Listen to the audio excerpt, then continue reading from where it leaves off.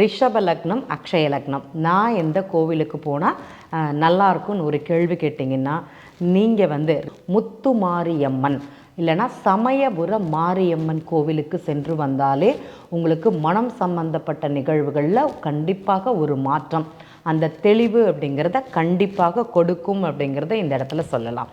இந்த சமயபுர மாரியம்மன் கோவிலுக்கு போகும்போது இந்த நம்ம எல்லாருக்குமே தெரியும், அங்கே இந்த மாவிளக்கு ஏற்றுவதுங்கிறது சிறப்பு. இந்த அப்படிங்கிறது சந்திரனுடைய, அந்த வெள்ளை அப்படிங்கிறது சந்திரனுடைய காரகம்தான். அதை ஏற்றி வைத்து நெய் தீபம், நெய்யும் விளக்கும் சேர்த்து தான் அதை ஏற்றுறோம்.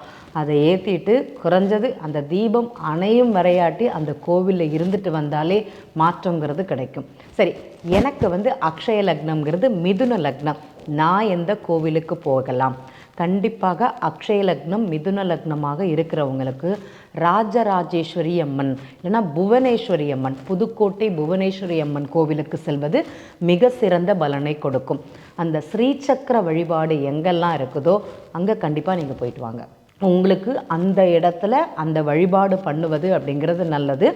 அந்த இடத்துல அதை பண்ணும்போது அந்த அம்பாளுக்கு தேவையான அந்த ஸ்ரீசக்கரத்தில் போடுறதுக்காக குங்குமம் வாங்கி கொண்டு போய் கொடுங்க.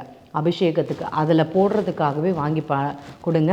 புதுக்கோட்டை புவனேஸ்வரி அம்மன் கோவிலுங்கிறது உங்களுக்கு மிக சிறந்த பலனை இந்த மிதுன லக்னம், அக்ஷய லக்னம் போகும்போது கண்டிப்பாக கொடுக்கும் அப்படிங்கிறது சொல்லலாம்.